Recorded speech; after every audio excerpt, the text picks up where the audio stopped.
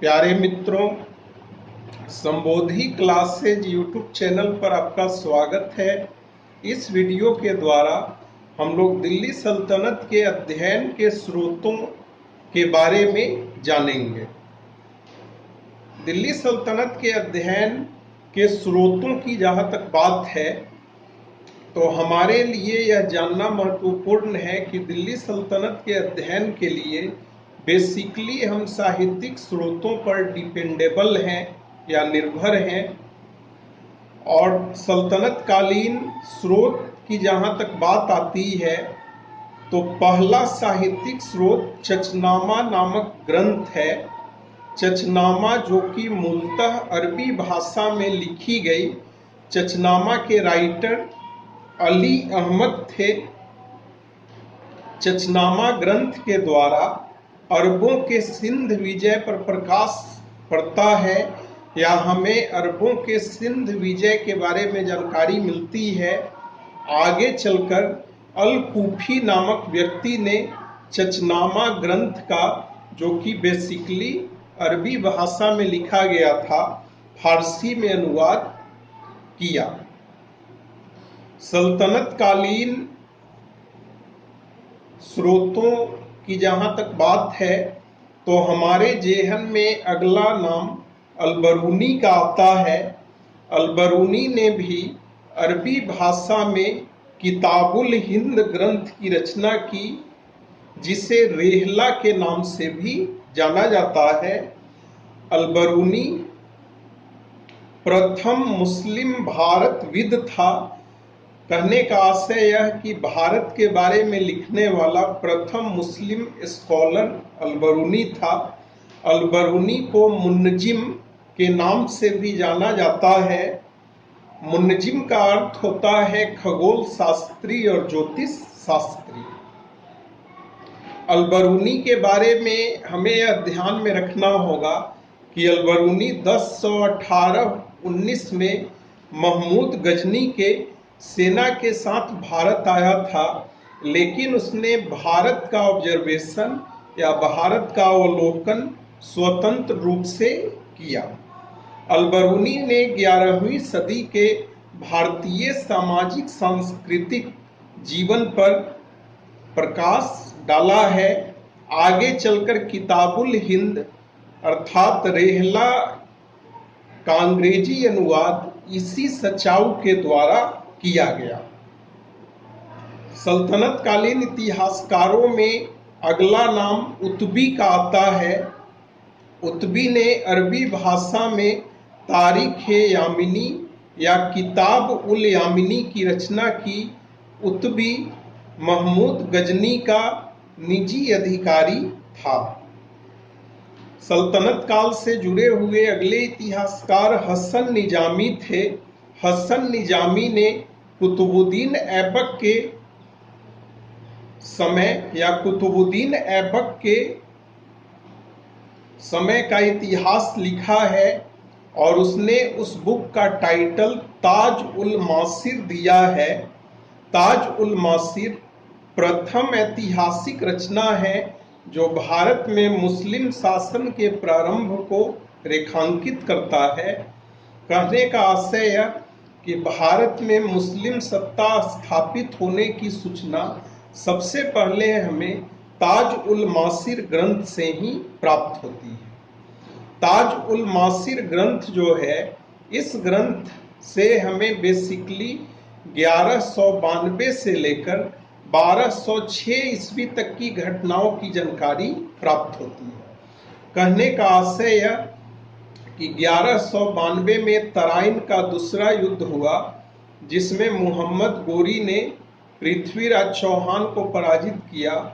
उस समय से लेकर कुतुबुद्दीन ऐबक के शासक बनने के समय तक के घटनाक्रमों का विवरण ताज उल मासिर में मिलता है।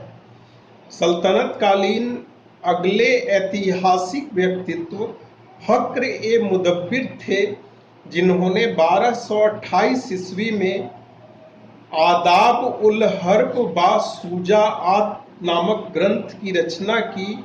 इस ग्रंथ में युद्ध कला का वर्णन किया गया है।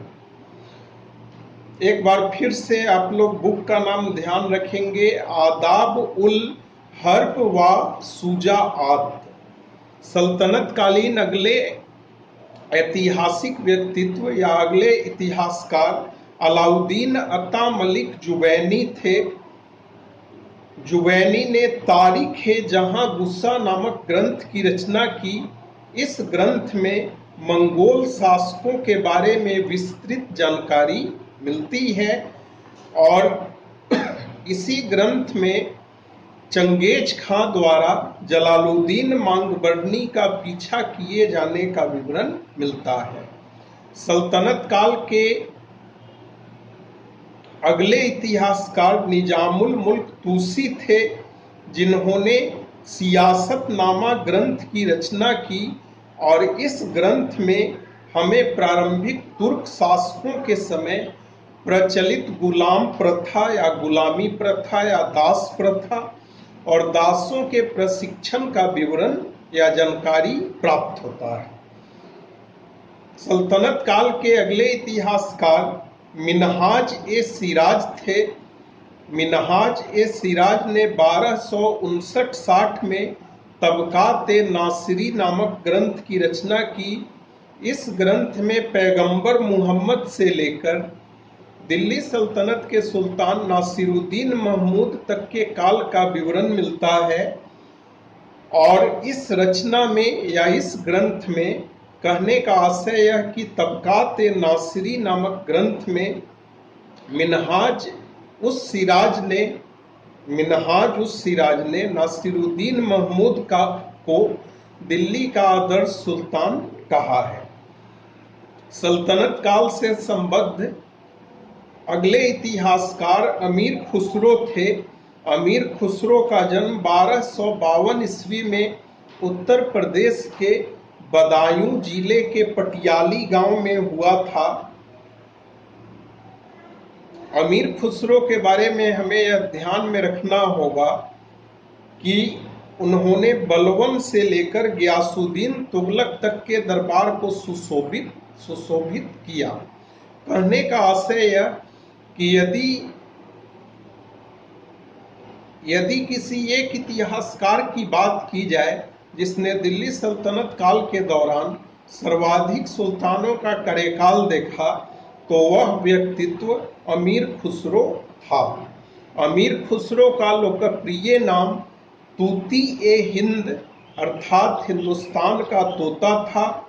शेख निजामुद्दीन औलिया, जो कि चिश्ती सूफी सिलसिले के संत थे और अमीर खुसरो उनका शिष्य था। निजामुद्दीन औलिया ने अमीर खुसरो को तुर्कल्लाह की उपाधि दी। अमीर खुसरो प्रथम मुस्लिम कवि था जिसने अपनी रचना में हिंदी शब्दों का खुलकर प्रयोग किया। हमारे लिए अमीर खुसरो के कुछ ग्रंथों और उन ग्रंथों में किन घटनाओं या किन चीज़ों का विवरण है, इसे जानना हमारे लिए महत्वपूर्ण है। तो हम लोग एक एक करके अमीर खुसरो से संबद्ध रचनाओं के बारे में देखेंगे। अमीर खुसरो की पहली रचना कीरान उस सदायन है। कीरान उस सदायन ग्रंथ में बुगरा खां द्वारा अपने पुत्र कैकूबाद से मिलने की कहानी है और कीरान उस सदायन ग्रंथ में अमीर खुसरो ने दिल्ली को हजरत दिल्ली कहा है। अमीर खुसरो की दूसरी रचना मिफ्ताह उल फुतूह है। इस ग्रंथ में जलालुद्दीन खिलजी के सैनिक अभियानों का विवरण है या वर्णन है। अमीर खुसरो की तीसरी रचना खजायन उल फुतूह है। खजायन उल फुतूह को तारीख इलाही भी कहा जाता है। अलाउद्दीन खिलजी के दक्कन अभियान अर्थात दक्षिण भारत के अभियान और अलाउद्दीन खिलजी के समय मंगोल आक्रमण की जानकारी हमें खजायन उल फुतूह ग्रंथ से मिलती है, जिसे तारीख इलाही भी कहा जाता है। अमीर खुसरो की अगली रचना देवल रानी खिज्र खां अर्थात आशिका है। देवल रानी खिज्र खां अर्थात आशिका ग्रंथ के द्वारा हमें गुजरात के शासक राजा रायकरण बघेल की पुत्री देवल देवी या देवल रानी और अलाउद्दीन खिलजी के पुत्र खिज्र खां का विवरण मिलता है। अमीर खुसरो की अगली रचना नूह सिपीहर है। नूह सिपीहर ग्रंथ से हमें अलाउद्दीन खिलजी के पुत्र मुबारक खिलजी के शासनकाल के बारे में जानकारी मिलती है। अमीर खुसरो की अगली रचना तुगलकनामा है। तुगलकनामा ग्रंथ में अमीर खुसरो ने गियासुद्दीन तुगलक के विजयों का उल्लेख किया है। अलाउद्दीन अमीर खुसरो की एक और रचना हमारे लिए महत्वपूर्ण है जिसका नाम एजाज ए खुसरवी है। एजाज ए खुसरवी नामक ग्रंथ में अमीर खुसरो द्वारा संकलित दस्तावेजों और आवेदनों का विवरण है और हमारे लिए यह जानना महत्वपूर्ण है कि अमीर खुसरो के कुल 7 रचनाओं के बारे में हम लोगों ने अध्ययन किया। अमीर खुसरो ने इन रचनाओं की रचना या इन ग्रंथों की रचना काव्य शैली अर्थात पद्य शैली में किया है। अमीर खुसरो का कहना था कि शतरंज के खेल का आविष्कार भारत में हुआ था और इस बात का विवरण उसने अपने ग्रंथ खजायन उल फुतूह में दिया है। दिल्ली सल्तनत के अध्ययन से संबंधित अगली रचना सीरत ए फिरोज शाही है। सीरत ए फिरोज शाही नामक ग्रंथ के रचनाकार का नाम ज्ञात नहीं है। इसकी रचना 1370 में फिरोज शाह तुगलक के समय हुई थी और एक दृष्टि से यदि हम देखें तो सीरत ए फिरोज शाही ग्रंथ जो है शम्स ए सिराज अफीफ की रचना तारीख ए फिरोज शाही का ही विस्तृत संस्करण है और इस ग्रंथ में सीरत ए फिरोज शाही ग्रंथ में फिरोज शाह तुगलक की भव्य प्रशंसा की गई है या उसकी प्रशंसा भव्य रूप से की गई है। सल्तनत काल से रिलेटेड अगला ग्रंथ वद्र ए चाच जिसे दीवान ए चाच भी कहा जाता है, इस ग्रंथ के रचनाकार शाहनामा थे। शाहनामा मुहम्मद बिन तुगलक का समकालीन था। सल्तनत कालीन अध्ययन के स्रोतों के क्रम में अगला नाम तारीख ए मुहम्मदी ग्रंथ का आता है जिसकी रचना मुहम्मद बिहामद खानी के द्वारा की गई। सल्तनत कालीन अध्ययन के स्रोतों में अगली रचना फरहंग ए इब्राहिमी का नाम आता है। फरहंग ए इब्राहिमी इब्राहिम कीरा फारूकी की रचना है।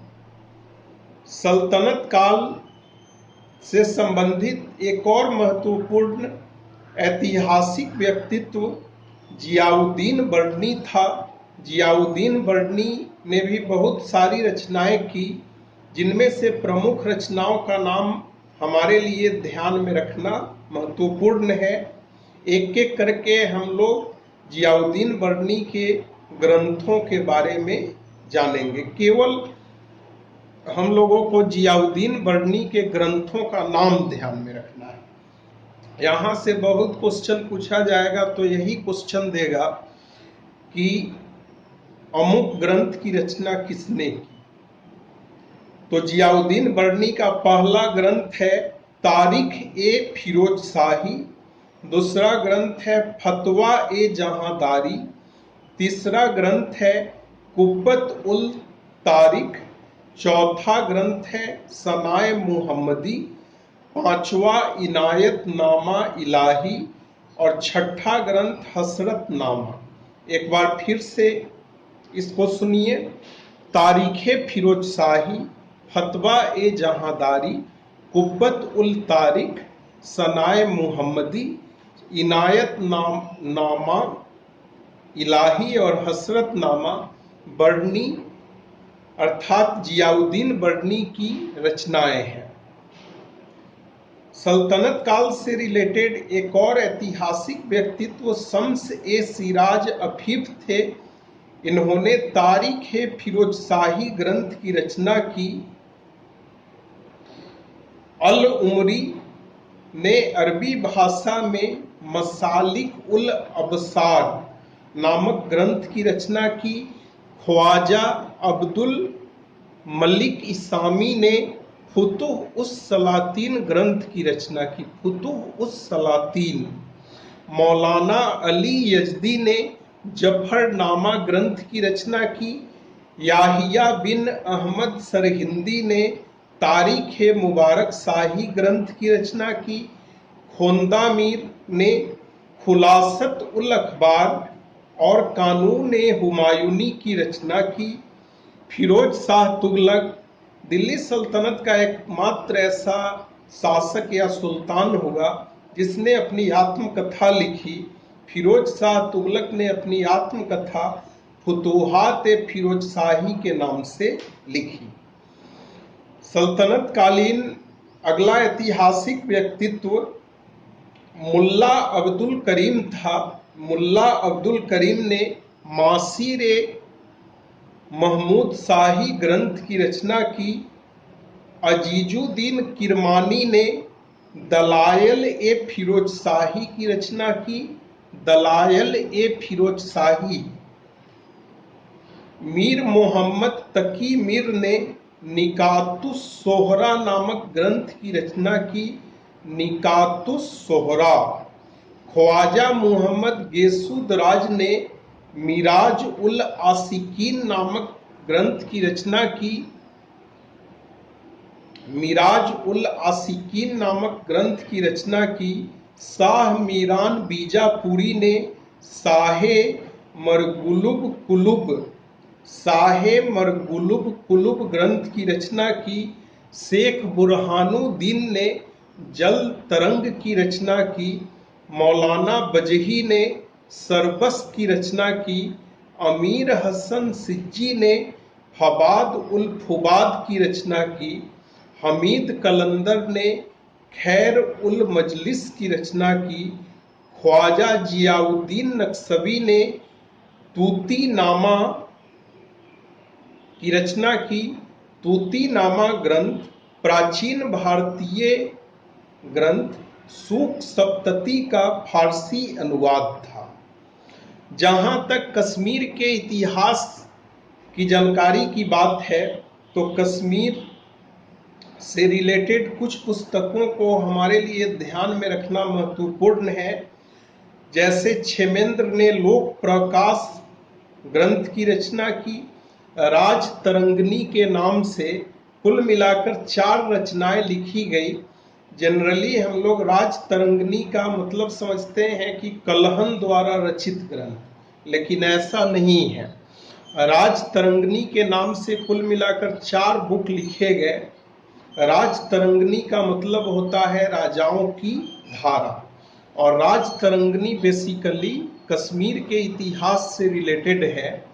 पहली राज तरंगनी लिखी गई कलहन के द्वारा। दूसरी राज तरंगनी लिखी गई जोन राज के द्वारा। तीसरी राज तरंगनी लिखी गई श्रीवर के द्वारा। चौथी राज तरंगनी लिखी गई प्रजा भट्ट एवं सुख के द्वारा। इसी प्रकार से चंदवर दाई के पृथ्वीराज रासो और जयानक के पृथ्वीराज विजय से राजस्थान के चौहान वंश पर प्रकाश पड़ता है। इसी प्रकार से असम क्षेत्र में असम बुरुंजी नामक साहित्य से हमें असम के इतिहास के बारे में जानकारी प्राप्त होती है। और ख्वाजा महमूद गवां के 2 ग्रंथों का नाम हमारे लिए ध्यान में रखना महत्वपूर्ण है। ख्वाजा महमूद गवां की 2 रचनाएं रियाज उल इंसा और मनाजिर उल इंसा है। रियाज उल इंसा और मनाजिर उल इंसा। अब हमारे लिए सल्तनत काल से संबंधित कुछ विदेशी यात्रियों का नाम और वे किस देश के थे, इसको भी ध्यान में रखना महत्वपूर्ण है। जैसे मार्को पोलो इटली का यात्री था। मार्को पोलो को आधुनिक भूगोल का महान पिता कहा जाता है। निकोलो कोंटी भी इटालियन यात्री या इटली का यात्री था। नूनीज पुर्तगाली व्यापारी था जो स्पेशली घोड़ा का व्यापार करने आया था। दुआर्ते बरबोसा भी पुर्तगाली यात्री था। टॉम पायस भी पुर्तगाली यात्री था। इब्न बतूता अफ्रीका के मोरक्को से आया था या मोरक्को का यात्री था। अब्दुल रज्जाक हेरात का रहने वाला फारसी भाषा का विद्वान था। उसने 2 प्रमुख ग्रंथों की रचना की। मंतलौसा सदाई ग्रंथ, जिसका अर्थ होता है 2 नक्षत्रों का उदय, और अब्दुल रज्जाक की दूसरी रचना है मजमौल बहराई का अर्थ होता है 2 समुद्रों का संगम। इसी प्रकार से एथनेसियन निकोतिन रूस का यात्री था और डोमिंगो पायस जो था वह पुर्तगाल का यात्री था। तो प्यारे मित्रों, इस प्रकार से हम लोगों ने इस वीडियो के द्वारा सल्तनत काल के अध्ययन से संबंधित स्रोतों के बारे में जाना, समझा। इस वीडियो को आप लोग 2 बार 3 बार खूब अच्छे से देखिएगा, चूंकि यह जो टॉपिक था यह सूचनाप्रद टॉपिक, केवल इंफॉर्मेशन इसमें है। यदि आपको यह वीडियो पसंद आया हो तो आप अपने इस चैनल को सब्सक्राइब कर लें, वीडियो को लाइक करें, वीडियो के कमेंट बॉक्स में कमेंट करें और अपने मित्रों के बीच शेयर करें। आप लोगों का बहुत बहुत धन्यवाद।